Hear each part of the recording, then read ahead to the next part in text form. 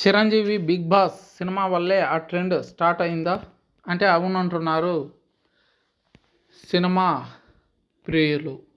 Megastar Chiranjeevi తనదైన రీతిలో వరుస సినిమాలను చేస్తూ ముందుకు తీసుకెళ్తున్నాడు తన కెరియర్ని. ఇక ఈయన ఒకప్పుడు చేసిన కమర్షియల్గా సూపర్ డూపర్ సక్సెస్లను అందుకోవడమే కాకుండా ఇండస్ట్రీలో ఏ హీరోకి సాధ్యం కాని రీతిలో మాస్లో విపరీతమైన ఫ్యాన్ ఫాలోయింగ్ను కూడా సంపాదించుకున్నాడు. ఇక ఇలాంటి క్రమంలోనే చిరంజీవి చేసిన గ్యాంగ్ లీడర్ సినిమా కమర్షియల్గా సూపర్ డూపర్ హిట్ అయింది.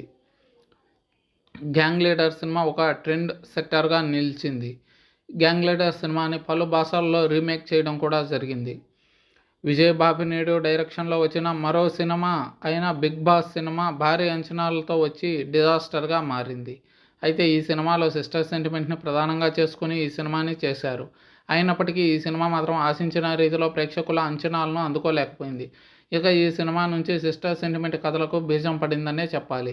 ఇక ఆ తర్వాత చిరంజీవి హిట్లర్ సినిమాలో కూడా సిస్టర్ సెంటిమెంట్తో చేసి మంచి విజయాన్ని అందుకున్నాడు. ఇక దాదాపు చిరంజీవి అన్ని సినిమాల్లో కూడా ఎమోషన్స్ కానీ సెంటిమెంట్స్ కానీ పీక్స్ లెవెల్లో ఉంటాయి. వాటితోనే ఆయన మ్యాజిక్ చేస్తూ ప్రేక్షకుడు ఫీల్ అయ్యే విధంగా నటిస్తూ సినిమాని రంజింపజేస్తూ వచ్చాడు. అందువల్లే ఆయన మెగాస్టార్గా చాలా సంవత్సరాల పాటు ఇండస్ట్రీలో కొనసాగగలిగాడు. ఇక బిగ్ బాస్ సినిమా కమర్షియల్గా ఫ్లాప్ అయినప్పటికీ ఈ సినిమా మాస్లో మంచి క్రేజ్ సంపాదించుకుంది. ఇక అందువల్లే ఈ సినిమాని చూస్తున్న ప్రతి ప్రేక్షకుడు విజిల్స్ వేస్తూ ఎంజాయ్ చేస్తూ ఉంటారు. ఇక ఈ సినిమాతో చిరంజీవి సూపర్ సక్సెస్ అందుకుంటారని అందరూ భావించినప్పటికీ ఇది పెద్దగా వర్కౌట్ అవడమే కాకుండా బిగ్గెస్ట్ డిజాస్టర్గా నిలిచింది. అయితే బిగ్ బాస్ అనే టైటిల్ను మాత్రం చిరంజీవి గారు సొంతం చేసుకోవడం జరిగింది.